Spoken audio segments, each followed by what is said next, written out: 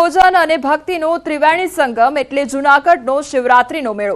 જૂનાગઢમાં શિવરાત્રીના મેળાનો વિધિવત પ્રારંભ થયો છે। ભવનાથ મંદિર સહિત અન્ય અખાડાઓમાં ધ્વજારોહણ જિલ્લા કલેક્ટર, કમિશનર અને સાધુ સંતોના હસ્તે થયું। 26 ફેબ્રુઆરીના રોજ શિવરાત્રીના દિવસે મધ્યરાત્રિએ ભવનાથમાં આવેલ મૃગીકુંડમાં સાધુ સંતોના શાહી સ્નાન બાદ મેળાની પૂર્ણાહુતિ થશે અને ભગવાન શિવને પ્રસન્ન કરવા માટે શિવરાત્રીની પૂજાનું વિશેષ મહત્વ હોય છે। 5 દિવસ સુધી અહીં સાધુ સંતો સાથે લાખોની સંખ્યામાં શિવ ભક્તો ઉમટશે। વહીવટી તંત્ર દ્વારા પ્લાસ્ટિક મુક્ત મેળો બને તે માટે ચેકપોસ્ટ ઊભી કરવામાં આવી છે। સાથે પાણી તેમજ આરોગ્યની ખાસ કાળજી રાખવામાં આવી છે। તો પોલીસ વિભાગ દ્વારા ચુસ્ત બંદોબસ્ત ગોઠવી દેવાયો છે। 5 દિવસ સુધી અન્ય ક્ષેત્રો ધમધમી ઉઠશે અને અહીં આવતા ભાવિકોને મનગમતા ભોજન મળશે। ધજાનું જે મહાત્મ્ય છે એ મહાશિવરાત્રીના પર્વ કરતા પણ વિશેષ છે। આ ધજાનામાં જે સંતોના આપણે દર્શન થાય છે, મહાદેવના આશીર્વાદ મળે છે, તો ખાસ આ જે ધજાનો જે લાભ લેવા માટે, ધજાનો દર્શનનો લાભ લેવા માટે હું મુંબઈથી સહપરિવાર આવ્યો છું। આ સમગ્ર વ્યવસ્થાને પહોંચી વળવા માટે કલેક્ટર સાહેબના માર્ગદર્શન નીચે યોગ્ય પ્રમાણમાં પોલીસ બંદોબસ્ત રાખવામાં આવેલો છે। આ ઉપરાંત પીવાના પાણીની વ્યवस्था પણ પૂરતા પ્રમાણમાં કરવામાં આવેલી છે। कम से कम 15 से 20 लाख जितनी जनता हर साल एकत्र होती है, ये सनातन धर्म की एक पहचान भी है और इनसे पूरा प्रचार भी होता है, क्योंकि मेला का अर्थ है कि स्वयंभू आपको आप जो है एकत्र होना बिना निमंत्रण और आप चले। રાજકોટમાં સમૂહ લગ્નના નામે છેતરપિંડીનો મામલો સામે આવ્યો છે। પોલીસની ટીમ એક્શન મોડમાં આવી ગઈ। 3 શંકાસ્પદ લોકોની પૂછપરછ શરૂ કરવામાં આવી છે।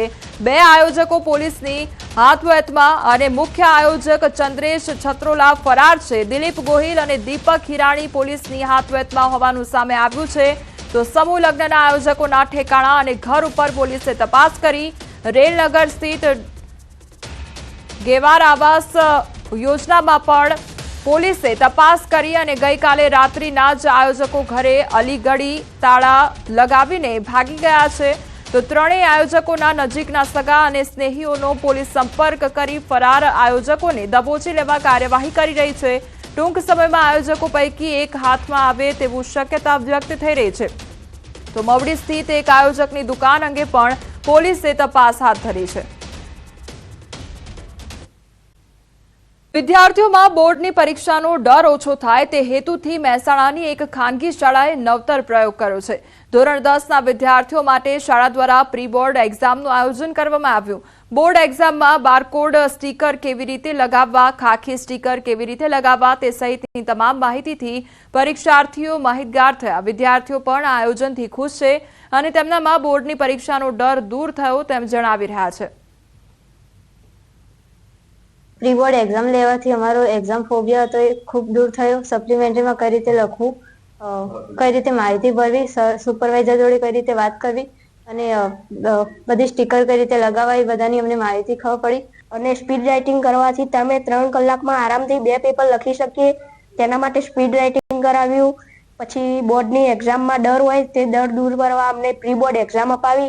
4 પેપરોની અમે વ્યવસ્થા કરી અને 4 પેપરો અલગ અલગ સ્કૂલમાં, મહેસાણાની જુદી જુદી સ્કૂલમાં પેપરોનું આયોજન કરવામાં આવ્યું, જેમાં બાળકોએ 300થી વધારે બાળકોએ ભાગ લીધો અને આ બાળકોનો અમને અનુભવ પણ થયો અને એમને ફીડબેક પણ આપ્યો કે સાહેબ હવે અમને ટેન્શન નથી,